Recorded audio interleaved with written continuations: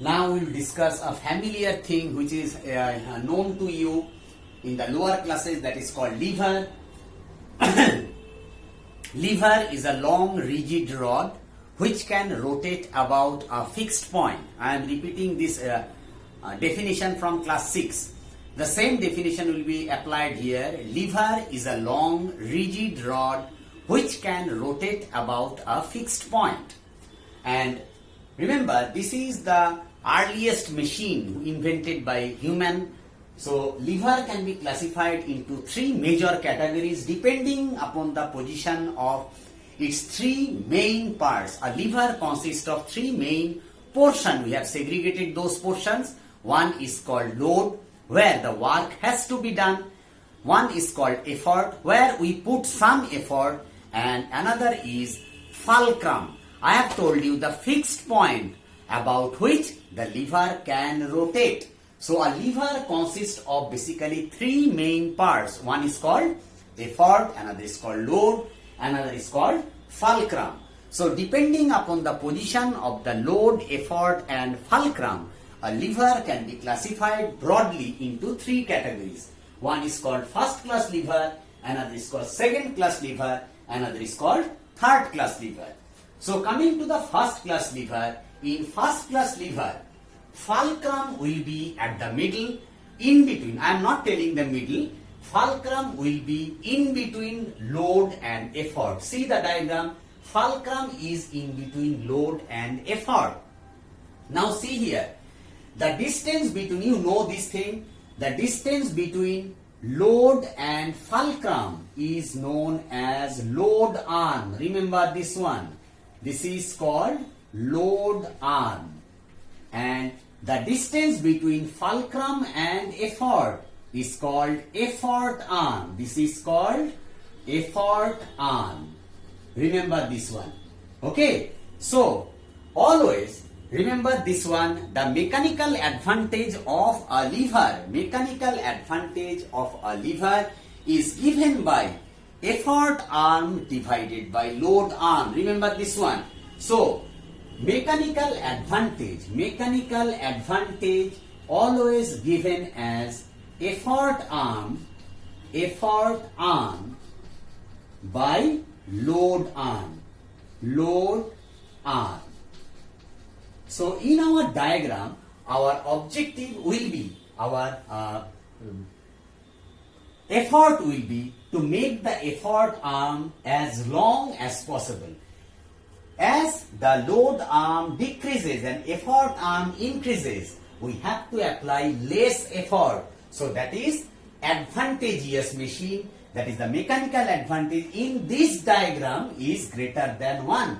So in general cases, mechanical advantage of the first class lever is taken as greater than 1. This is a good machine.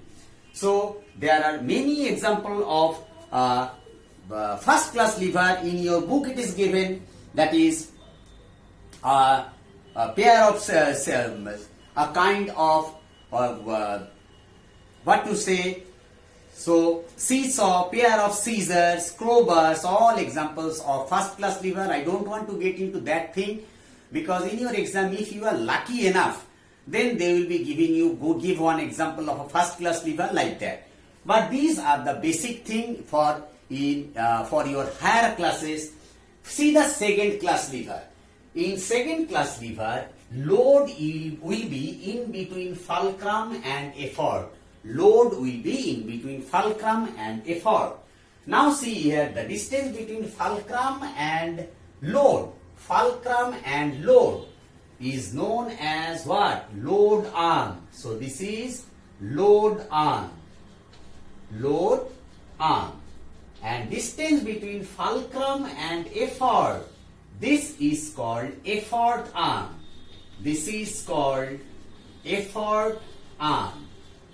So from this design, as the load is in between fulcrum and effort, there must be, effort arm must be greater than the load arm. So here I am writing one very, very important thing.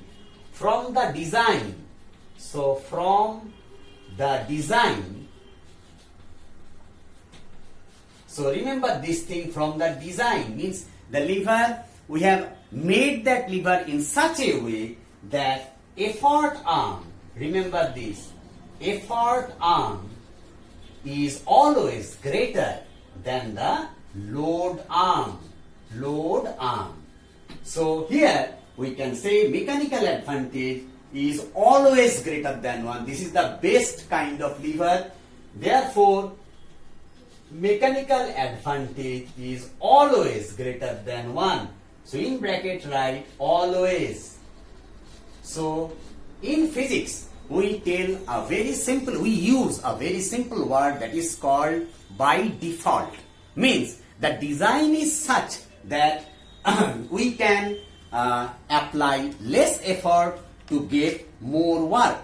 There are few examples of the second class lever also, nutcracker, bottle opener, you all know those. I don't want to elaborate those things. So do one thing, so list the name examples of the first class lever in one column, example of the second class lever in another column, and the third class lever in another column. If you are lucky enough, you can get 1 or 2 mark question from this, but these things are very, very important. So here, remember one thing, I am writing that keyword, it is by default. By default. So, which one is the best kind of lever? The second, I am coming to that. Now in the third class lever, effort will be in between load and fulcrum. Remember, in third class lever, effort will be in between load and fulcrum. Now see, where is the load arm? Load and fulcrum. This is called the load arm. That is load arm. And the distance between load and effort, this distance is called effort arm. This is effort arm. So can you tell me, see, by default the design is like that the effort arm is shorter than the load arm. Hence the mechanical advantage will be less than 1. It is a disadvantageous machine. So here I can write that is effort arm. Remember, effort arm is less than the load arm. So automatically I can tell mechanical advantage is always less than 1. It is a bad machine. Means the machine here we have to put more effort in order to get less work. But one question lies here, why we should use this third class lever. Remember, the tongue, pair of tongue, human arm, all are examples of remember, human arm is a complicated thing, so we will discuss it later. So the question comes like this, that which one is the best kind of lever? Your answer should be second class. Why? You have to draw this diagram and to explain it, that by default the second class lever, the effort arm must be greater than the load arm. That's why mechanical advantage will be always greater than 1. But for the third class lever, again the design is such that the mechanical advantage will be less than 1. That means we have to put more effort in order to do work. So why we use that third class lever? As it is not so advantageous, or rather I can tell it disadvantageous. There are some cases, there are few applications where we have to use this lever, because these two levers will not work in those conditions or those situations. So there we have to use third class lever. So hope you have understood it. We will do few numericals related to levers. So go through this properly, and we'll start pulley next.